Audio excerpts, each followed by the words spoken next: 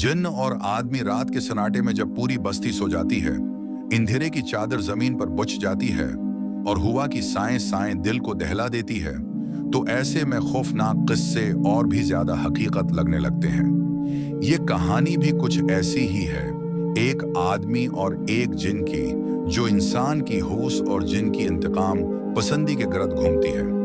आगाज किसी गांव में रफीक नाम का एक शख्स रहता था। रफीक गरीब नहीं था, मगर उसकी तबीयत में लालच और तजस्सुस कुछ ज्यादा ही था।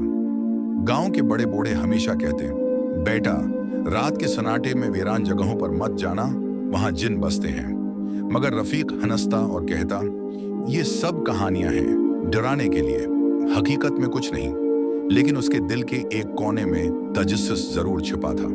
वो सोचता कि अगर वाकई जिन हुआ तो कैसा होगा, और अगर इससे दोस्ती हो गई तो शायद वो दुनिया की सबसे बड़ी ताकत का मालिक बन जाए। वीरान हवेली गांव के किनारे एक पुरानी टूटी फूटी हवेली थी, जिसे लोग अंधेरी कोठी कहते थे।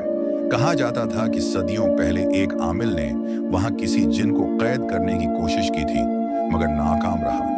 तब से इस हवेली में एक खूनी साया भटकता रहता था।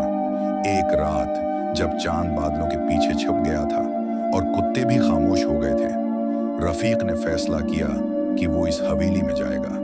हाथ में लालटीन लिए वो कांपते कदमों से हवेली के दरवाजे के अंदर दाखिल हुआ।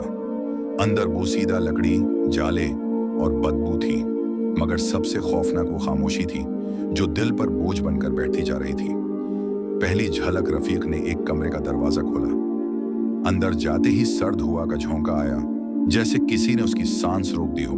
लालटीन की रोशनी लजने लगी और अचानक उसने देखा, कोने में एक काला साया खड़ा है जो आहिस्ता आहिस्ता लंबा हो रहा था। रफीक की सांस रक गई।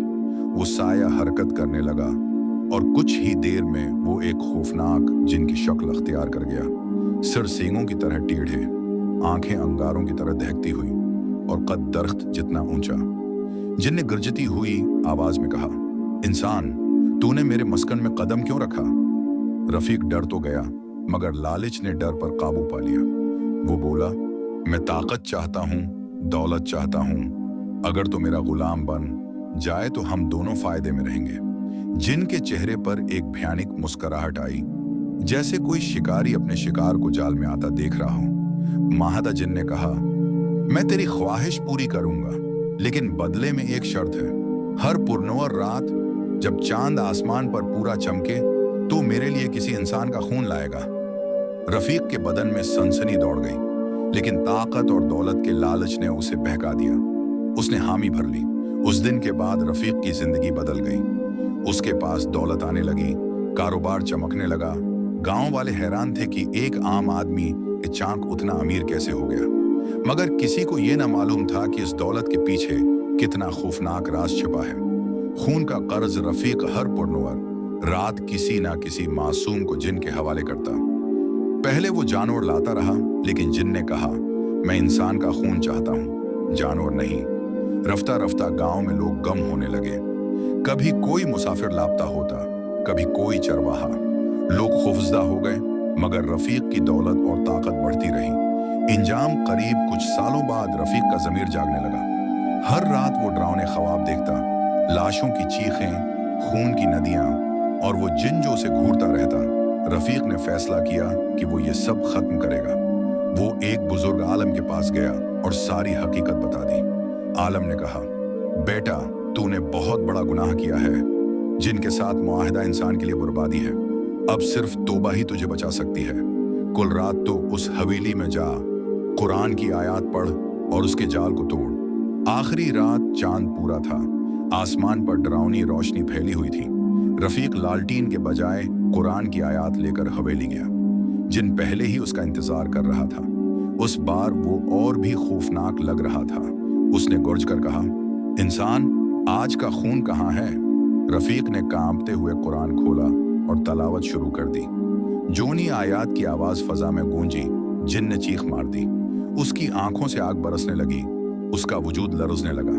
खामोश हो जा, वरना मैं तुझे चीर फाड़ दूंगा, जिन दौड़ा। मगर रफीक पढ़ता रहा।